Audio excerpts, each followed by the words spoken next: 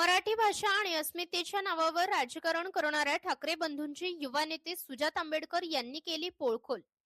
मराठी भाषा आणि अस्मिता हा ठाकरे बंधूंचा जुमला आहे, यात फसू नका. शिवसेनेची गेल्या 25 वर्षांपासून मुंबईत सत्ता आहे असे असताना सुद्धा मराठी माणूस हा मुंबईतून हद्दपार का झाला? 6 डिसेंबरला चैत्यभूमीला बाबासाहेबांना अभिवादन करण्यासाठी भीमसैनिक मोठ्या संख्येने जातात, म्हणून राज ठाकरे आणि त्यांचे नातेवाईक घरे बंद करून फिरायला का जातात? बाबासाहेबांना अभिवादन करायला येणारे लोक मराठी नाहीत का? हेच मनोवादी लोक फुले शाहू आंबेडकरवाद्यांना जातीवादी वृत्तीने का हिणवतात? आता त्यांना मते पाहिजे म्हणून मराठी अस्मितेच्या मुद्द्यावर एक करण्यासाठी काम करत आहेत, पण यांचा जातीवाद विसरू नका.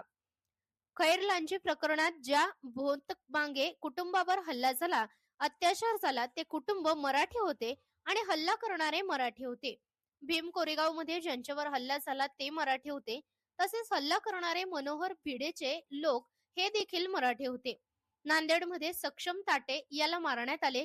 सक्षम ताटे मराठी होता आणि त्याला मारणारे लोक सुद्धा मराठी होते.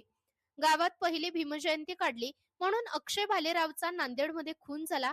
अक्षय भालेराव मराठी होता, त्याला मारणारे लोक मराठी होते. नितीन आगे प्रेम प्रकरणात त्याची हत्या करण्यात आली. नितीन आगे सुद्धा मराठी होता, त्याला मारणारे लोक मराठी होते. हा भाषावादाचा मुद्दा आपला नाही. आपला मुद्दा हा भारतातला, महाराष्ट्रातला जातीवाद अंत करण्याचा आहे. उद्धव ठाकरेंच्या वडिलांनी वक्तव्य केले होते की घरात नाही पीठ आणि मागतात विद्यापीठ. हे वक्तव्य मराठीच्याच विरुद्ध केले होते.